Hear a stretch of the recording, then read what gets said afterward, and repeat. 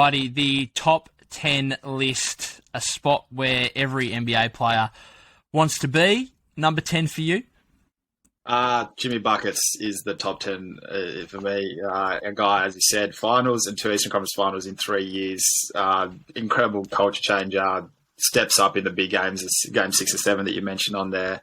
I have him as my 10th best player in the NBA. What about you?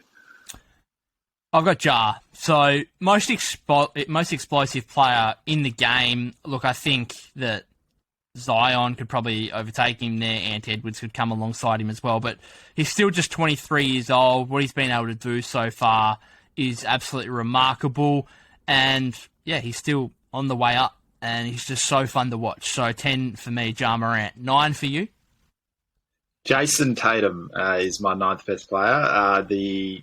Any young player stepping up in the playoffs is massive. And for him to go toe-to-toe with probably the 2 best players in the NBA and come out on top was incredibly impressive. And the fact that he took on almost the criticism and then produced, excluding the finals, but Jason Tatum is firmly in my top 10, and I'm very excited for what is ahead for him. Yeah. 9 for me is Kawhi Leonard. So, look, injuries are obviously a big issue. He really just hasn't played a whole lot in his time in Los Angeles, but I think he's, in terms of two-way impact on both ends of the floor, I think he's probably the second best in the league behind a guy that is further above on my list. But yeah, I think his ability to impact both ends of the floor still, and I'm looking forward to seeing a fully healthy Clippers team next season with him and PG. They are going to be super dangerous. Certainly would be higher if he didn't have those injury issues.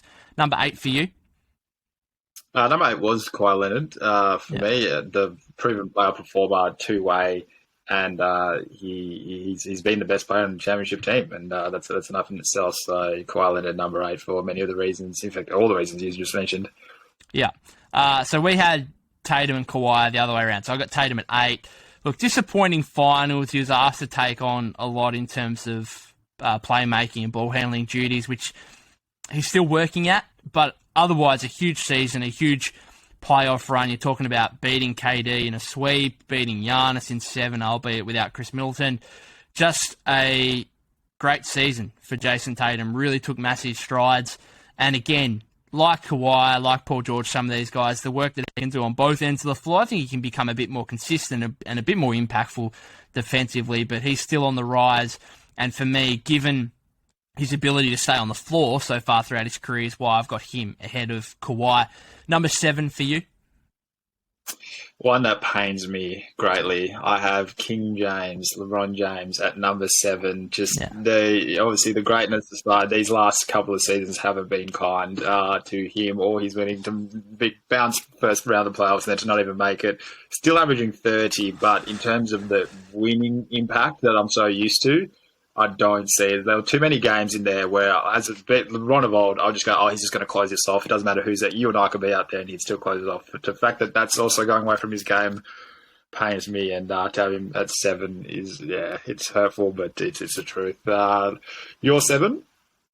Yeah, I mean, you and I are pretty good basketballers, but you'd hope that LeBron would probably close it out if you and I were on the other team. I got your point, though. I've got LeBron as well at 7. So, look, he's not at his best, but he's still LeBron James. He nearly won the scoring title last season. The injuries are starting to come into his game a little bit, which is a worry. And, if we do this list in 12 months' time, I fear that he'll be outside of the top 10 and maybe even outside the top 15. But we'll wait and see. For now, he still needs to be respected for who he is. Number 6 for you? A guy that I think will take the mantle as best player in the NBA one day, Luka, I have as number 6 on there, to go all the way to the Western Conference Finals with a very subpar team was unbelievably impressive. Again, he's so young in his career, and the steps that he's taking, all NBA first, is truly something. So Luka is my 6th best player, and we'll probably do this list again in a few months' time. This 12 months' time, he could be even higher. So 6th for now, but would certainly rise. What about you? Yeah, I've got Joel Embiid. So he could easily be higher on this list, but look, a lot of people make the argument he's similar to Joker in terms of talent level. To me, there's the injury worries which still remain. Now, I know he's been fairly consistent on the floor the last few seasons, but there's still that worry there.